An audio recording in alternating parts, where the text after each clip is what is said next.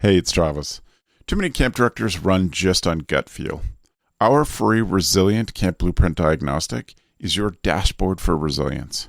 Take it today at camp.mba/Travis. Again, that's camp.mba/Travis. This is CampHacker. Come find our show notes and our blog for camp directors and leaders at camphacker.tv.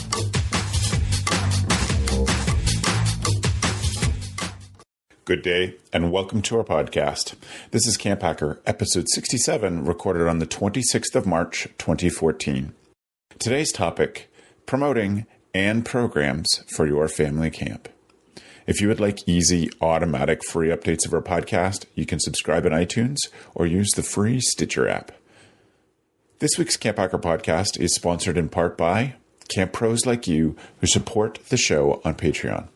If you've got even one good idea from the CampHacker podcast, you can show your support for the show for as little as $1 per episode. We've got some great rewards too, just like a Kickstarter campaign. Please go to patreon.com/camphacker. And by the Camp Owners and Directors Association. You provide quality camp experiences for children, helping them grow and gain independence. We help you achieve your vision. Check us out at campownersanddirectors.com. We hope you enjoy the CampHacker Show.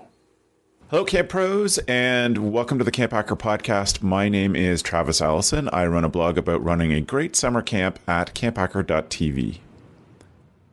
Hi, my name is Dan Weir. I'm the Director of Camping Services at Frost Valley YMCA. Frost Valley is a year-round camp conference education facility located in the Catskill Mountains, and I just celebrated my 17th summer working at summer camp.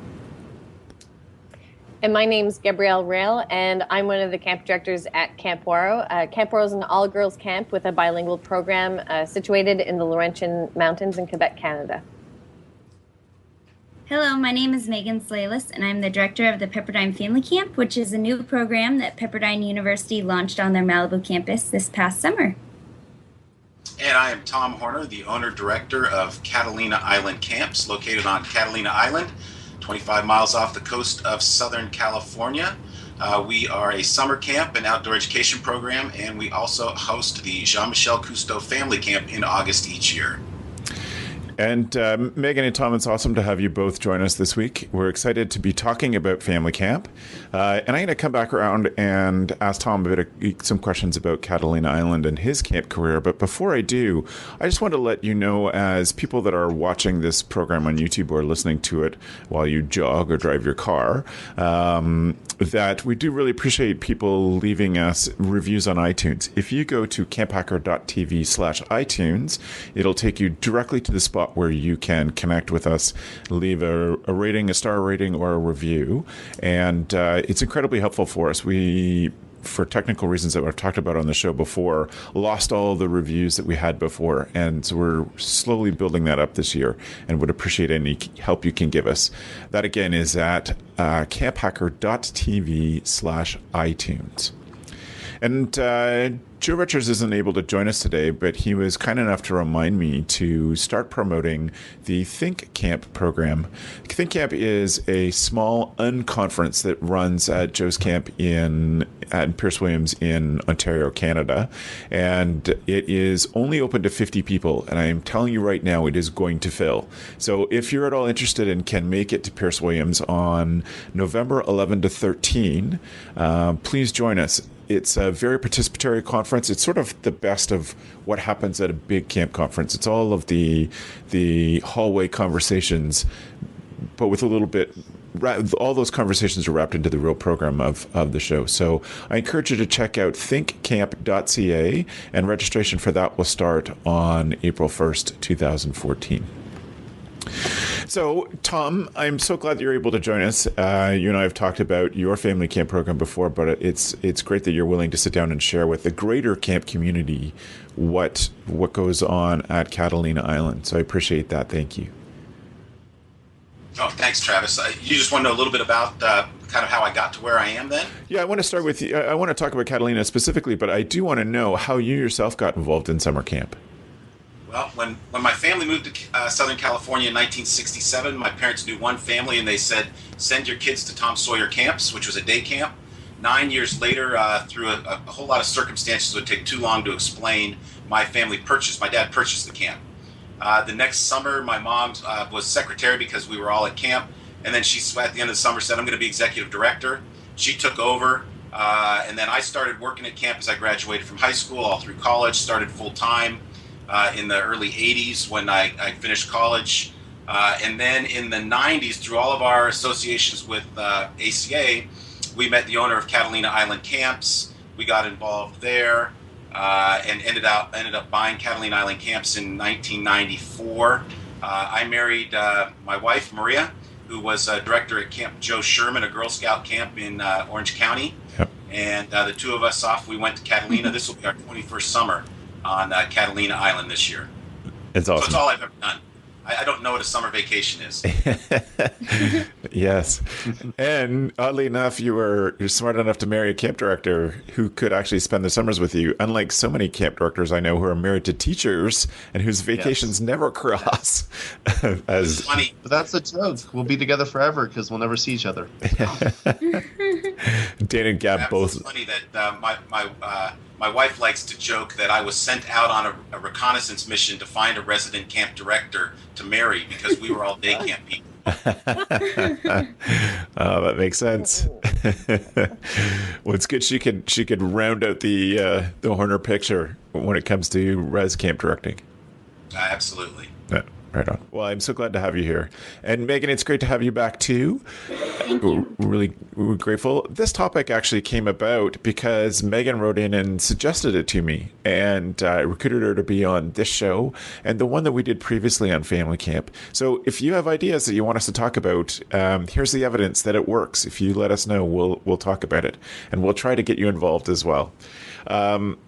Previously, I encourage you to go to camphacker.tv/podcast and find our previous family camp episode. We talked about why a camp would want to offer a traditional residence camp would want to offer a family camp and what the benefits for that would be. And so I encourage you to check that out. But pardon me, what we wanted to focus on today were two things.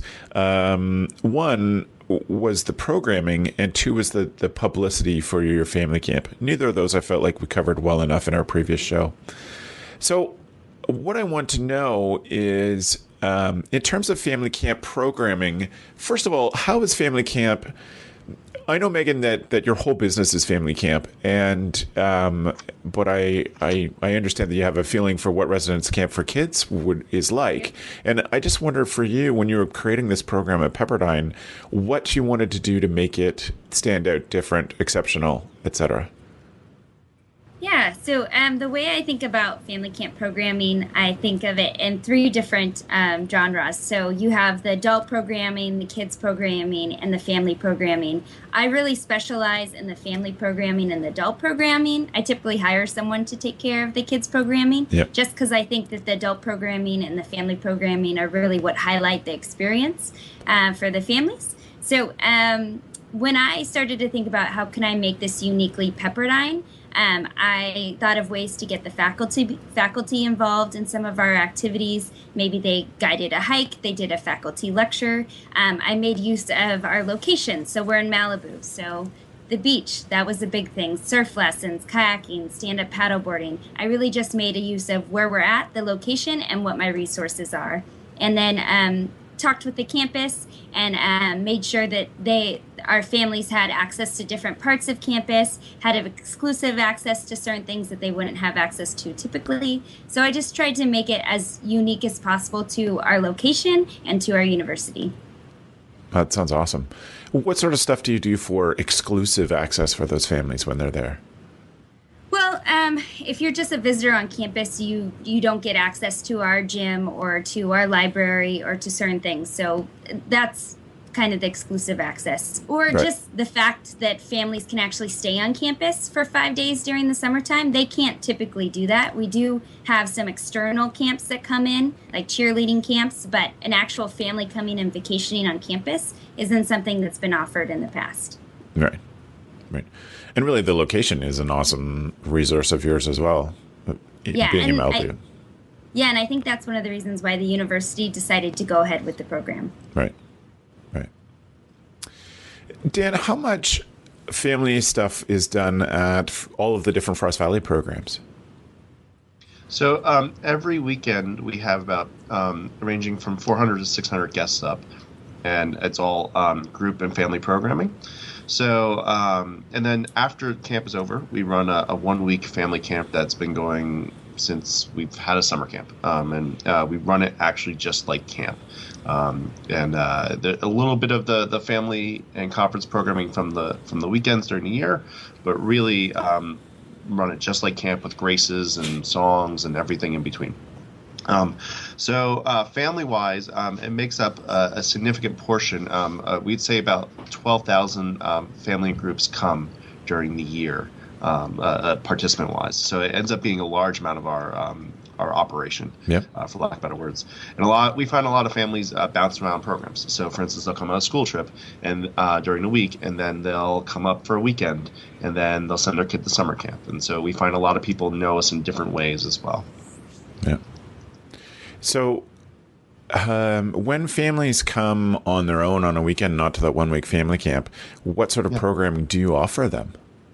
Yeah, so it's completely weather dependent for the most part. So, for instance, this weekend is going to be an exception. It's a Women's Wellness Weekend. I'll talk about that in a second. But if it wasn't Women's Wellness Weekend, they would do a lot of hiking. We still have some snow on the ground, so we'd probably teach cross-country skiing a little bit, but not let them take the skis out. It's still cold enough to ice skate, so they could go ice skating at their own accord. We'll do some snowshoeing.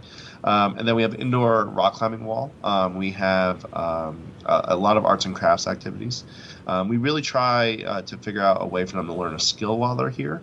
And that's really the biggest challenge, as we were talking about earlier, is that the programming needs to meet everyone's needs. So you need to have stuff that's appropriate for a 4 to 5-year-old, a 6-year-old, and then have something that's appropriate for an adult that just came with a few other adults and wants to learn a higher level skill. So it ends up being a wide variety of programming. We typically offer about 6 programs at a time period, and we'll offer time periods roughly an hour and a half, and then we'll have 4 time periods during the day, so 2 in the morning and 2 in the afternoon. And then after dinner, we'll have an evening program where we'll offer typically 2 indoor and 1 outdoor activity. So, for instance, tubing, and then a bingo night and a karaoke, or trivia and a campfire, that sort of thing. Right. Well, and I want to come back around to your week-long family camp. I think that fits more to what people would imagine as a family camp for a traditional camp. I'm using the word traditional, even though I talked a lot about it when we were at Tri-State last week, that I don't like the word traditional for camp, but I'm working on a different way of wording it. Gab, what's your experience with family camp programming?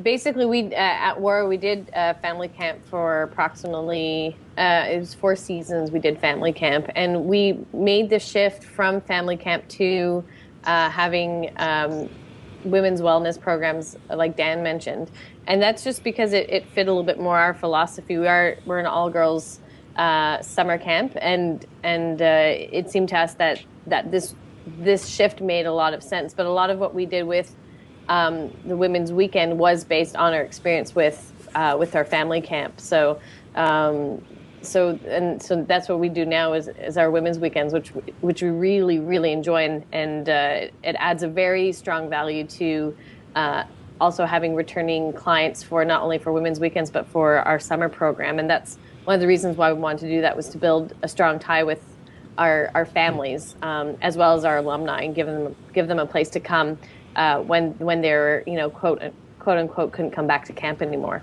Right. And how often do you run women's weekends? We only have 3 weekends a year. It's mostly in the fall, and our season's fairly short with being able to house people just because of weather. So usually it's during it's in the fall when the leaves are changing, and the program is is designed with the food quality is exceptional. Our summer food is amazing, but the food quality for Women's Weekend is absolutely exceptional, and we have a lot of different professionals on camp.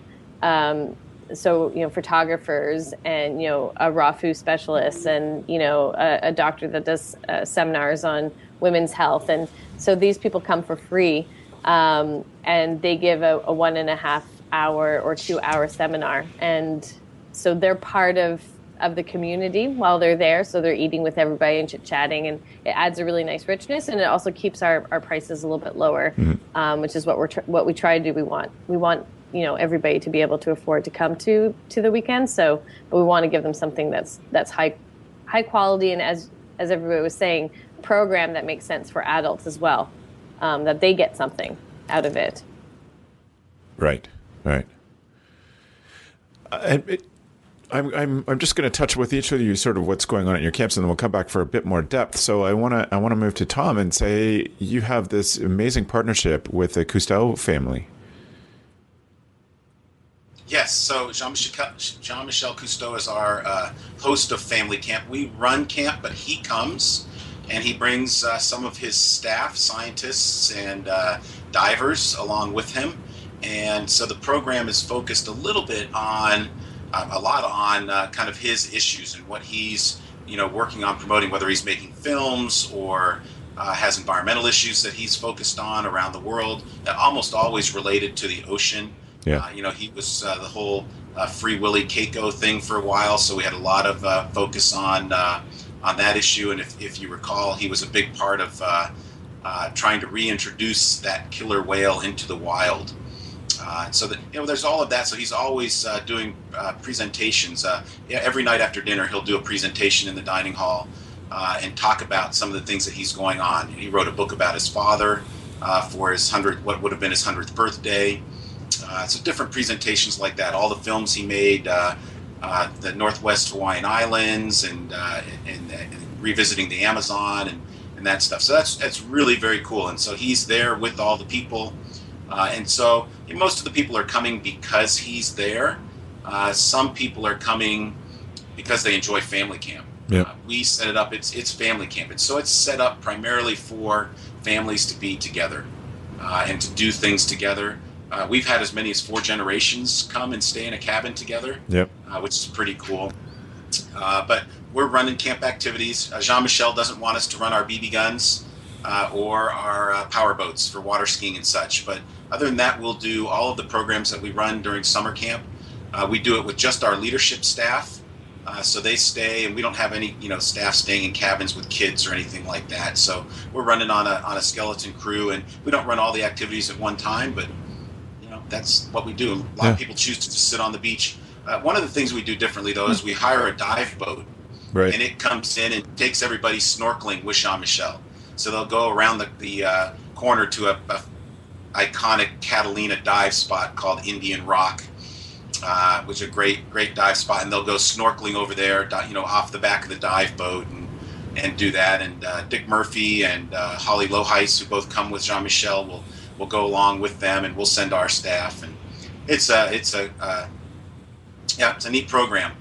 5 days, 4 nights in August. School schedules are becoming a problem, though. I don't know if anybody else is experiencing that, where schools are starting earlier and earlier, and it's we do this at the end of our summer, and definitely schools in Arizona and Nevada have gone back into session, and now in California too, a lot of schools are going back mid-August to get their finals done before Christmas break. Right. And so it's become problematic for those dates. Right. I think one of the things that unites what everybody has said is that, and I want to go back and talk about how we can be flexible with family camp and change it and adapt it, and certainly stuff like school schedules are something we have to be thinking about all the time. But coming back to something that each of you said, I think that each of the camps has offered a unique attraction to parents, and to help them either personal interest stuff or education in some way that they wouldn't get anywhere else. And I want to come back on that to see what are some of the things that you have done that have been very specific to families. And I'm going to let you all think about that, and I'm going to talk about my own experience when we were at Glenmore and at Cairn, and what we did that was specific to the adults. I said to families, but I mean to adults, what the adult programming was like. And so for us, we were the same as Megan. There would be 3 streams of programming, stuff for the kids, paired with stuff for the adults. And the adult programming was always optional. They could come and do zipline, climbing wall, photography classes, knitting, book club, all those kinds of things just for the adults, where we would take the kids and do stuff. There'd be stuff for everybody all together, which was all the normal camp activities as well. And then we did some evening programs as one specific night was focused on what we called the adult social. And there we were lucky enough to have a few counselors there or senior staff there that could take the kids while they went to bed and look after those kids. And then we'd run special programming there. And we did some awesome stuff. It's mostly turned into just a night of sitting in, good food, talking, conversations, and getting to know each other within the family camp community. But we've done some special events there where we've done a Starbecue before, where we brought in an astronomer and a couple of giant telescopes and had a big barbecue going on at the same time. And I think that those adults like that break. They loved all the stuff that happened with their kids there. And as we talked about on the previous show, it's a big attractor, good way to get kids to understand camp and get a feel for it and know the community, and adults to sort of try out camp with their kids and see if they would trust us as a camp to look after their kids and get to know us. But I think the special adult programming was one of the big features. We've covered a lot of it, but is there any other ones that stood out for any of you that you think the adults have really loved that have been really special? Go ahead, Dan. It really reminded me, we had an alumni reunion a few years ago, and we had, every weekend we have alumni up, but every 5 years we try to have a big reunion. Basically, one of the programs we ran a softball game, and we also had a barbecue at the same time, and what it allowed for every family to be down there to eat, to watch the game going on, for people that wanted to play to be involved, and for people that didn't, they just to hang out and to be part of the group. And I think that's the biggest thing I've noticed with family programming is to encourage, for lack of better words, the meandering, encourage the relaxedness and not running from program to program, but instead really taking that time to bond with their child. I used to run family programming here, and we used to joke that the best invention to affect family programming in the past decade was a DVR. So now people could record the game at home, and they could go home and they could catch it at their convenience, right, instead of Sunday morning having to rush out because the New York Giants are going to play at noon and they had to get home by that certain time. Just getting people to slow down and actually have that face-to-face interaction. That is such a, anytime you could do that with a family, that's what they're truly coming up for, is because they're unplugging, they're at a place where they can park the car and walk around, they don't have to worry about taking out their wallet. It's kind of decompressing the family as a whole.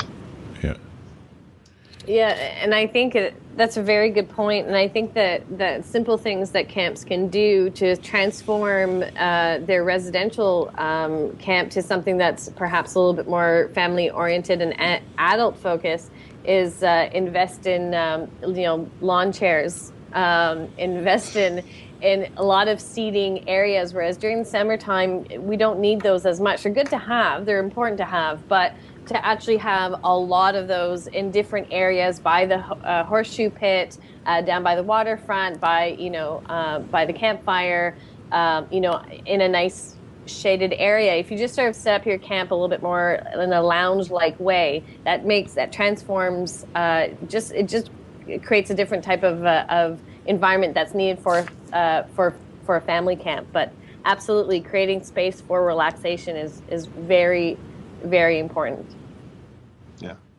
Yeah, that we found that to be very true. We buy, and every time we have to replace them, I kind of cringe, but I know how important it is to have all of those beach chairs available, and we would never put them out during summer. Mm-hmm. Kids can sit on the beach, they can sit on the sand, they can sit on the field, wherever, on the fallen log, but adults, they need something a little bit more comfortable, and so we actually take half of our picnic tables out of our dining area, which we eat outside, and we move them in between all of the cabins so that there's a table and a space there. And then we've got about 50 folding, beach chairs as well. Some tall, some low. We've got some of those, plastic Adirondack type chairs that you buy at Home Depot that are the Home Depot orange. So we've got those around, and so they're really, really useful items to have for people to be able to sit, and they'll move them wherever. They'll move them wherever they want to put them, and so it's great, and we encourage that. The other thing that we've done, I think that is, helpful in our setting anyways, is we provide beach towels. Right. So we provide towels, and families don't have to bring those with them to camp. We're not driving in our car to camp. So you drive to the boat and you get on the boat. So you're carrying your luggage a lot. We definitely unload all the luggage for people and deliver it to their cabins off of the boat. But they're moving it around, and so not carrying 2 beach towels per person in their family group makes a big difference in the amount of stuff they have to carry. So we've invested in beach towels, and we try to encourage people to use them as much as possible, as long as possible, without needing a wash. But then we've got places for them to return them, and they can get a clean one if they want. So hopefully they'll use them at least a day or two, or longer, so that we're not using that much water on our desert island. But it's been a big difference maker for that. Yeah, that's so smart, because you definitely, and I know it's part of your island life that you think about it all the time, is getting to and from camp in small packages as possible. Yeah. Like we would never allow kids or anybody to bring solid-sided trunks, which are probably the staple of many people's camps, because they just don't go into the hull of the boat very well. Right. And so I don't know if you guys have seen Everything Summer Camp, they have those soft-sided trunks. Oh. He built those at my urging. And so, he and I had Matt and I had a long discussion about that. And so he built those so that we could sell them. And he's now, we sell, I'm sure we sell a lot of them for him every summer. That's awesome. Right on. Megan, you were going to say something before?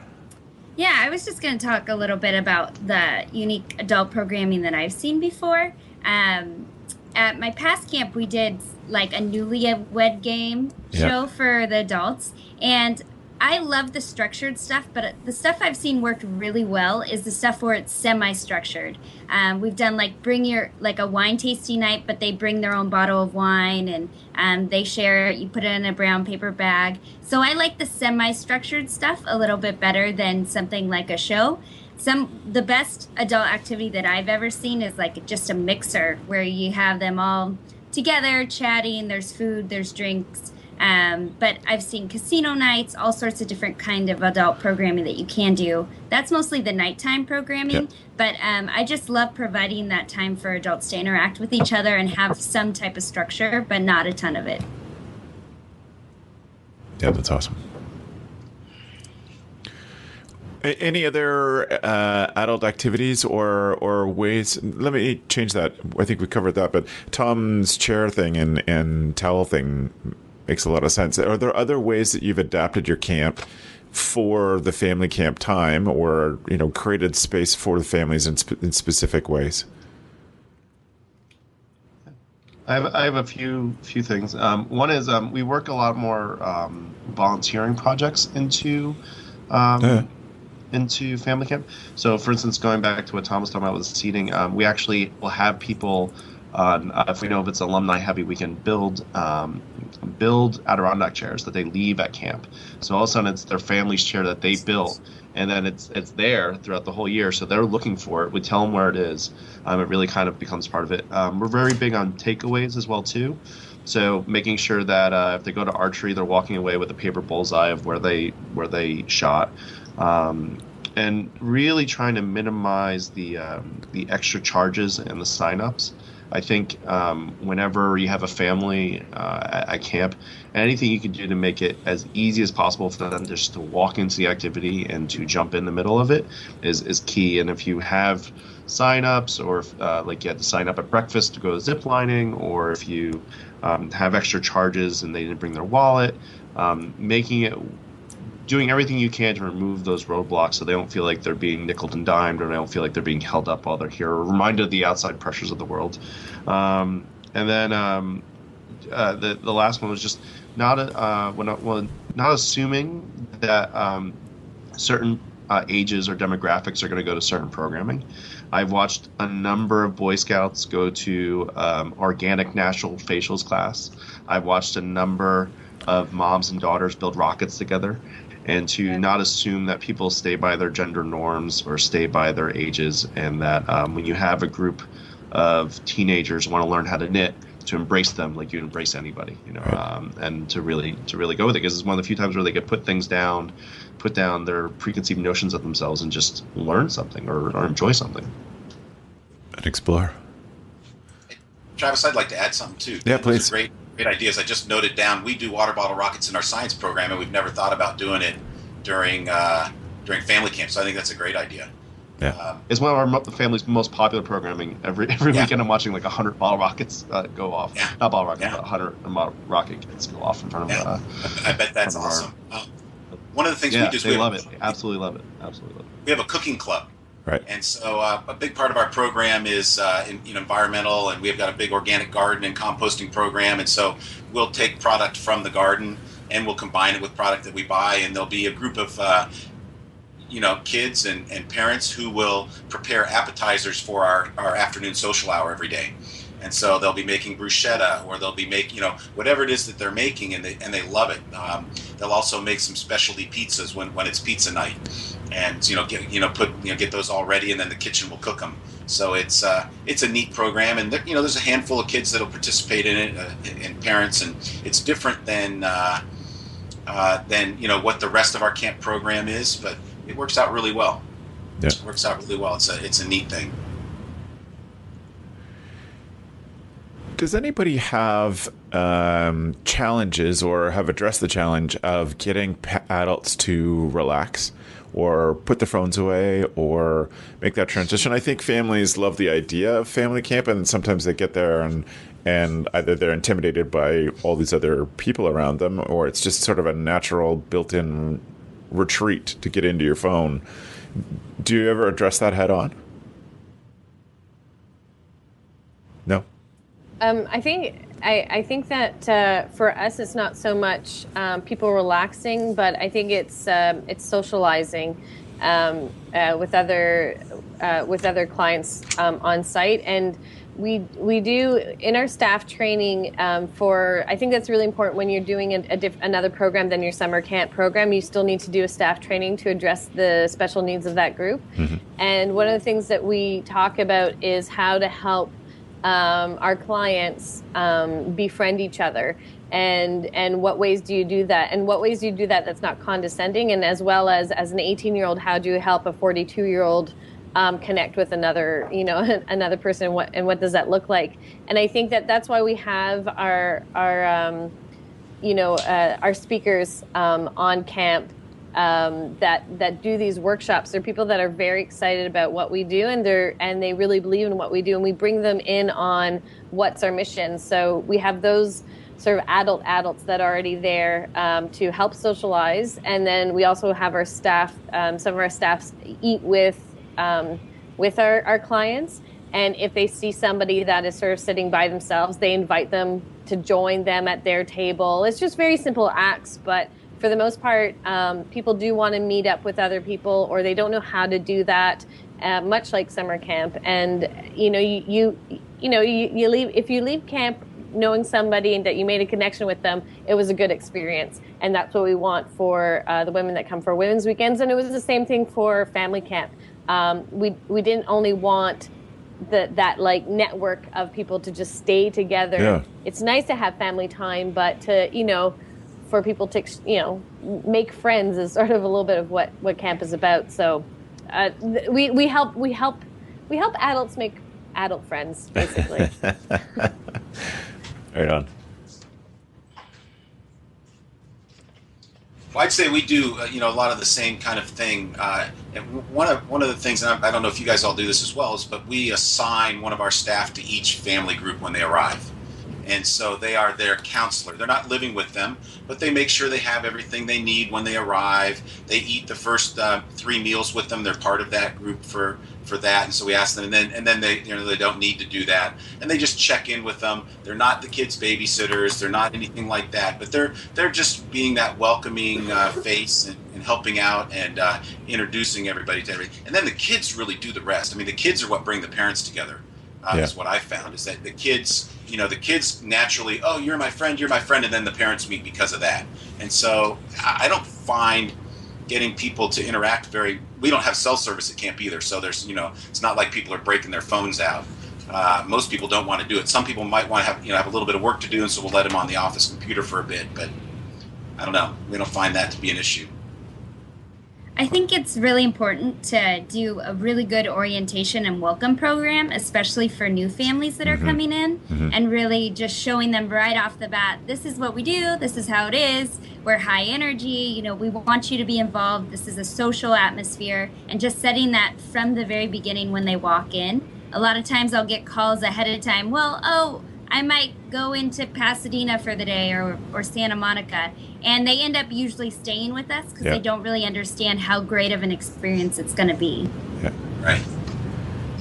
Yeah, I think that orientation is incredibly important. And the other thing that is sometimes easier with kids than it is with adults is adjusting to the language of camp.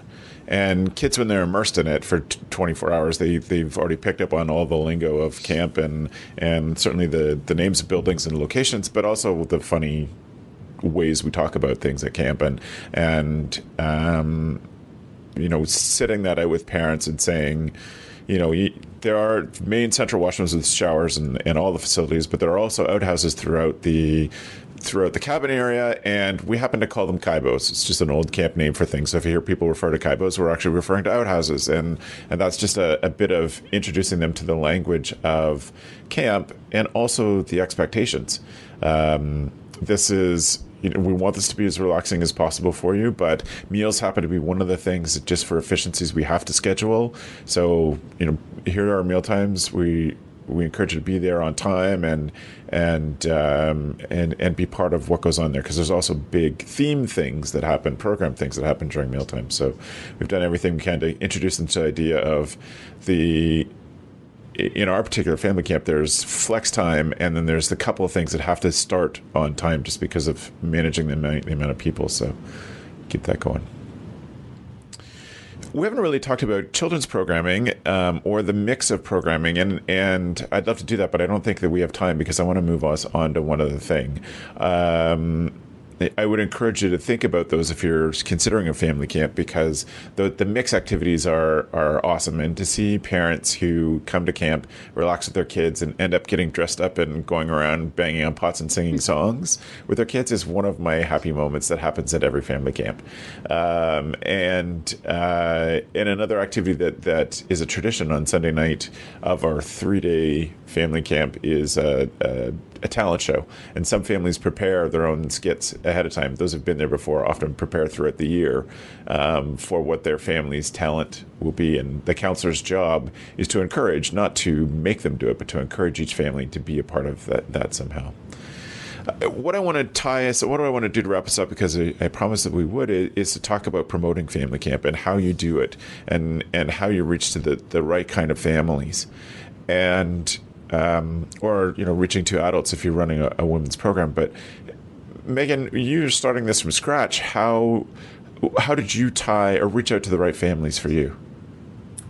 Well, I used my network, our alumni network. That's where I started off at, and I just I keep on sending them messages and different ways trying to get out to the alumni, whether I'm actually going to the alumni events and introducing myself and telling them about family camp. But I think it's really important, since I'm reaching out to the same network over and over again, and we're slowly going into promoting to just outside world in general. I keep changing how I market the family camp. I have different angles. So, 1 week I'm talking about the activities, the other week I'm talking about quality family time, or I just have different angles I hit each time, trying to get different people involved. I think marketing family camp can be a little bit tricky because some people, at least on the West Coast, don't understand what the concept of family camp is. They've never heard about it. They immediately think when our name has camp in it, it means it's a kids camp. So a lot of it is educating as well. This is what family camp is. This is a great experience for your family. We think you should try it out. But I've tried different kind of angles, but really I'm working on alumni right now and getting them involved. Right. So using the network you have and just trying to create some understanding of what the program is that you have to offer. Yep. Awesome. What do you do at Catalina Island, Tom? Well, we use a lot of Jean-Michel's network in family camps. So he's got his organization called Ocean Futures Society. And so they have members. It's a free membership in Ocean's Futures, and then you can stay connected to all of their projects. And so they have things on their website about it and such. And I tell you though, it's a challenge to to get people to commit to a 5-day, 4-night thing here in California as well. Like Megan's talking about, it's we're always trying to put people in, and we hand out a lot of flyers with all of our camp brochures, and people hear about it, and it's word of mouth. It's 5 days, 4 nights, so there's not a big budget for going out and doing fancy stuff. Yeah. But it works out. It seems to work out every year for one reason or another. Yeah. So you reach out to Jean-Michel's people, but you also reach out to your own families as well. Yeah. So we do both. Yeah. And it's kind of always mentioned in all of our other materials, and so it's kind of always there. Sometimes we get people who come to our outdoor education program, parents who hear about it, and all kinds of different ways. But it's something that I would definitely like to, make easier. Yeah. Right. And what's it like at Frost Valley, Dan, reaching out to families? You've probably experienced this, Travis, since you've been here before. We have a newsletter that goes out to every single participant, and it does feature the upcoming events in the weekends. We do find with families that they typically are booking within the same month when they come to camp. For family camp, they do book far in advance because that's a one-time event we do, but a lot of the families that come up will actually just book only a few weeks out. So our newsletter is always promoting a family camp event, our family programming event. We do get some press as well too here and there, with Patch.com or Huffington Post, or we've even been in the Times for our family programming because it's so unique.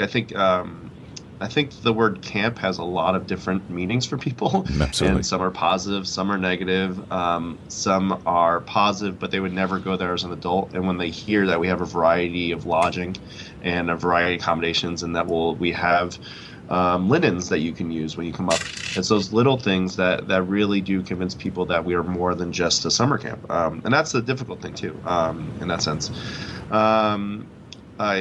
Promoting our events, though, I really find that having themed weekends, and certainly having them open to everybody, but for instance, this Women's Wellness Weekend that's coming up, or a Girl Scout weekend that we actually have 4 Girl Scout weekends during the year.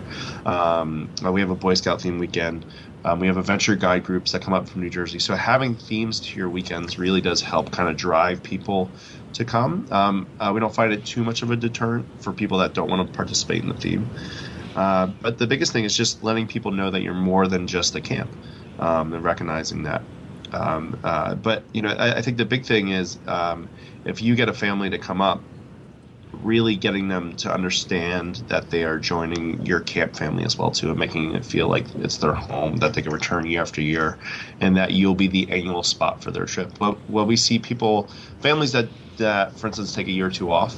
When they leave, they'll go to Disney World, they'll go to vacation various places, but when they come back, they talk about how they didn't have that emotional connection with the place in the same way they did with camp, and it's figuring out how to have that emotional connection in a weekend, whether it's connecting with the groups next to them or providing anything they need to kind of let their barriers down, that gets a family coming back year after year. But our family camp, it sells out well in advance. People are booking their reservation the year before when they're at the family camp. So that week-long family camp program we run.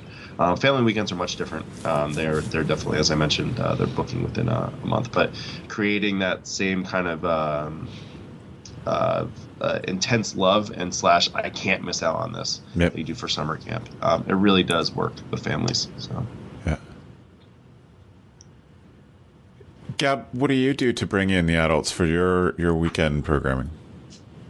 We give all of our all of our campers who have been with us for 5 years, once they hit 5 years, we give a free weekend to their moms or somebody of their choosing. So that's been really, really a very important part of sort of breaking down the barriers, as everybody's talking about the idea of what camp is. And what we're really looking at is a retreat where they get to experience something new. And maybe reconnect with somebody that, they haven't had time to connect with, and, and relax and eat good food. So, it's a very simple program, but we do it well, and we want them to be part of it. So this sort of free weekend has really helped people come back year after year and just give them that introduction. And usually they bring a friend or a sister. Yep. So that's very cool. And we also go to do women's shows. There's women's shows, pretty much in every city. There's, and we find that actually there's quite a bit of people that are looking for a different type of adventure and experience. And it's a nice way to see what people are into and how they perceive us. And we take the name camp out of our program. So right.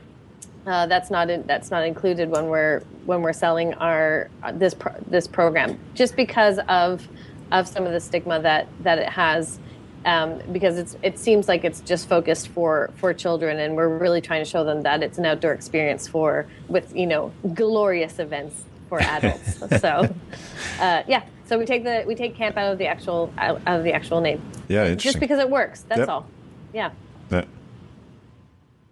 And I think a thing about promoting camp, family camp, or this outdoor experience for adults is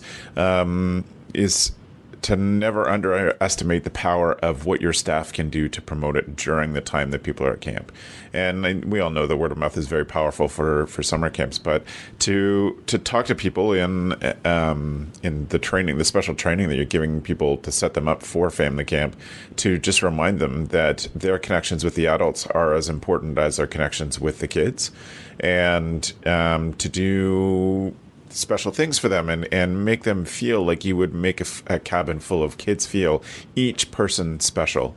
That is incredibly powerful for our families. We have families who have we have a family that comes back to our family camp that's been there since we were directing, and we go back as a family now. We have a family who still requests the same counselor, but she is now the camp director. So every year she has to say, no, I can't be your counselor this year. I am now the camp director. But it was just such an amazing experience for that family. And it's, of course, done jokingly now because they know her, Chantal's position. But it's such an amazing impact on that family, the experience that she gave them that stuck with those kids forever. And it was really magical the way that she interacted with those adults, and they've all become quite good friends because of that. And that was incredibly powerful for the marketing, and those families saying, "You have to come to family camp." It's been an amazing experience for us as well as our kids. So one quick check-in, is there anybody who has any other things about promoting family camp that we haven't talked about that you think has worked really well, has been sort of a secret special touch for you? Since word of mouth works so well, we give incentives to our families to help get a new family in, and we'll give an incentive to both the returning family and the new family, just because I think that's really the best way for families to get promoted into coming to family camp. I think word of mouth just works so well. Yeah. Awesome. Yeah. I think the biggest thing is creating things that they will want to return to see, and want to show off to friends as well. So, word of mouth by far is our biggest tool for recruiting any of our programming, because they understand the experience more than just an ad. And while the ads are important to jog their memory of we're still being there, I think creating a quality program where people are having these wow moments or having these moments that they wouldn't normally have is your best marketing tool. Yeah. Fantastic.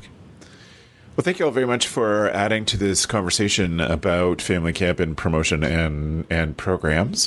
For people that have been watching the show, if you have any other questions about this, please get in touch with our co-hosts, or you can email me, Travis at camphacker.tv, and be happy to address more on family camp if there are other things you want to talk about or other issues on the show as well. As you know, we take and dive deep into one specific topic every 2 weeks, and that's a part of the format of this particular show. So we always are looking for ideas.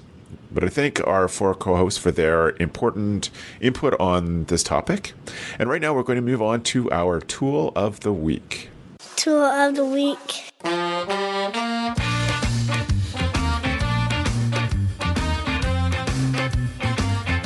For those of you who are just joining us for the first time or maybe second time watching on YouTube or listening to the audio on your phone, our tool of the week is something that a co-host brings to the table that has worked really well at their camp or is a tool that helps them become a better camp director. And I'm going to start today with Dan. Dan, what are you recommending to people to check out to be a better camp director? So I have the book Nurture Shock by Poe Bronson and Ashley Merriman. And Poe Bronson was just the keynote for the Tri-State Camp Conference. He was fantastic.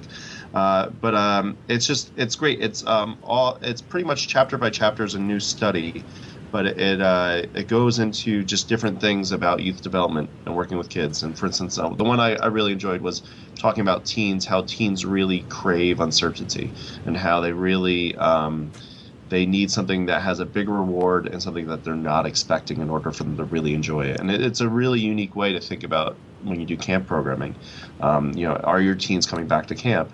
And if they're not, is it because the programming seems like it's the same every year? And are you giving them that moment of uncertainty, and working that in? So it was really a great keynote. And it's a great book as well, too. So, yeah. Yeah, I'll support that one. I read that book. It was awesome. It's really great. Changed a lot of my thinking. And Megan, how about you? What's your tool this week? Yeah, so I've been using springpad.com for a while, and it's a great website that helps you organize notes, documents, any kind of links you find on anywhere on the web. So I use it to just categorize things. I have different folders that have to do with different programming, kids programming. So anything when I'm searching the web that I find that I really like, I just put it into one of my folders, and I just log in and have it all there available to me 2 months out when I need to look for kids programming ideas. So I really love this program, and I love it's free, and it's great to just use to categorize, and I like to be really organized, so it helps me. Fantastic. And it's available on the phone as well, is it not? I believe so. I think so too. I've checked it out. It's a really interesting program. Kind of a combination of Pinterest and Evernote. Yep. And so it has its own unique niche in that it covers a bit more ground than each one of those separately. So thanks, Megan. That's awesome. SpringPad. And I'll put the link to that in the show notes. Tom, I asked when you were coming on that you would give us a specific tool that's related to your experience of being on the water at Catalina Island, and I'm excited to hear what you're going to talk about today. Well, we do a lot of snorkeling, as you can imagine. Environmental program and being on the ocean. Catalina Island is one of the best kelp forest snorkeling areas, diving areas in the world, because most of the time it's very cold water in kelp forest, but Catalina kind of is on that borderline, and we still have the good kelp growth and the marine life that's there with it, but without the really frigid temperatures. And so we do a lot of snorkeling, and it's taken us a long time to find the equipment that we like, that's durable, that you can maintain without having to replace on a regular basis. And so we've been using an organization, if you should need masks, fins, snorkels, or other dive gear, istsports.com. istsports.com, and they have worked with us. It's almost a wholesale kind of operation that you can set up, and they have replacement parts, especially on the snorkels and masks, where you'll have parts that will break on those. The snorkels, you've got the mouthpiece, you've also got the purge valve. both of those are replaceable for us, and so we can buy those replacement parts in quantity and be able to maintain it without throwing away all this plastic, which is really important to us. Being on an island, trash has to get shipped off the island, and so there's all of that that goes into it. We've been using the step-in fins that they have, probably the cheapest, most economical fins that they have, because any of the stuff with straps, it's just the fitting is harder and all of that. So when you're putting lots of kids into fins, it's nice to be able to, here's your shoe size, put it on. So those kinds of things work really well for us. And their masks, they've got a lot of different styles. They also have ones that have built-in magnifiers or prescriptions that you can get for kids that have, so their eyeglass issues, so they can see underwater. So that's a resource that we use. Travis and I talked about it. It'd be worth sharing today. Yeah, I think so. I think it's a great idea. I know that there are a number of camps that do snorkeling programs or are interested in snorkeling programs. And so thank you very much for sharing that, Tom. That's awesome. Gab sends her regrets she had to leave early, so she didn't get to share her tool of the week. And so I'm going to share mine, and then we'll wrap things up here. I had a little debate with myself. I have one that I've been saving, which is will set the CampHacker record for the most expensive tool of the week. But I'm going to save it. We'll come back to it again. Just because I just this morning finished a book that was so incredibly inspiring and fit into the mission of summer camp. And it really appealed to me as a director of a camp in inspiring action in people. And it's called The Promise of a Pencil, and Adam Bauer is the author's name. And you probably have heard of Pencils of Promise, an organization that builds schools and staffs the schools and gives the kids uniforms and all their equipment. And they're an awesome charity that does really neat work around the world. And this is the story of how it got started by Adam and his story. And as many of you longtime listeners or watchers know, I consume a lot of my books by audio, and it was a great audiobook. I really enjoyed it. So I hope that you'll check that out. I will put the link to the audio and the paper or Kindle version of it in the show notes. And I hope that you'll check it out, because it really was really inspiring, and one of those good books for this time of the year where it's getting stressful, time is really tight, trying to fit everything in. And it was one of those great inspiring books of like, yes, I can dig a little deeper. I can do this. And worth reading or sharing with your staff as well. So thank you very much for sharing your tools. Again, check out the show notes at camphacker.tv/podcast. What I want to do is just take a moment and thank our guests and give them a chance to share a way that you can get in touch with them. So Tom, I really appreciate you being on for the first time, and you had some awesome insight into family camp. Thank you. Thanks, Travis. If anybody would like to reach me, catch me on Twitter. We are at Cat Island Camps, or me personally is at Horner Tom. You can find us on the web and at Facebook, Catalina Island Camps, and my email is tom@catalinaislandcamps.com. That's awesome. Well, I'm so glad you're here, Tom. People listening, I'd encourage you to follow Tom on Twitter. He does a ton of stuff, and also co-hosts a nighttime camp chat on Twitter for where parents can ask questions of camp people and share on a particular topic on a camp chat, and that is generally Wednesday or Thursday nights, Tom. Yeah, tonight is the last one in the 6-week series for this year, Travis. So 7 p.m. Pacific time, hashtag camp chat. Right. So we'll have a lot of mom bloggers, parents, camps on, and tonight's topic is packing for camp. Right on. So chances of me being able to edit this show and get it out in time to help promote this are slim. But what I want you to do is follow Tom's Twitter, because you will see the promotions coming out, and I've been thrilled to be a part of some of the camp chats, and we'll try to check it out again tonight. You can always search the hashtag and go back and review the content of the chat as well. Yeah, it's been really great. So thanks for being on, Tom. It's been wonderful. Megan, how can people reach you? Yeah, so we are on Facebook, just Pepperdine Family Camp, or you can reach me at familycamp@pepperdine.edu. I'm a one-person show, so I'm the one you'd reach. Right on. Right on. Thanks, Megan, again for suggesting this topic and for your awesome input. Thank you, Travis. It's great to have you. Dan, how about you? You can find me at danlovescamp.com and Twitter at danlovescamp as well. And then I work at Frost Valley YMCA. So if you need to get a hold of me, the phone number's on that website. But yeah, learn that. Thanks, Dan. It's great to talk to you. Yeah. Great to see you last week. Yeah, it's great seeing you too. In person. So again, if you want the information that we've talked about, links to everybody's show notes and contacts, go to camphacker.tv/podcast. If you enjoyed our show and want to help spread the word of the CampHacker podcast or any of our shows, go to camphacker.tv/love, and that'll plan it or set a tweet on your behalf. You can adapt it however you like, but we always appreciate when people share our shows. So it's helpful for us to get out to the wider Camp Pros audience. We really appreciate that. My name is Travis Allison. I really appreciate you watching. It's been a great show. And thanks for the evening, friends. The CampHacker podcast is brought to you by Beth and Travis Allison, summer camp leadership training and marketing consultants. Thanks for listening. CampHacker, bringing your world into focus. Hey, it's Travis. Camp directors often tell me they're just too tired to take on anything new. That's exactly why my free Resilient Camp Blueprint Diagnostic exists.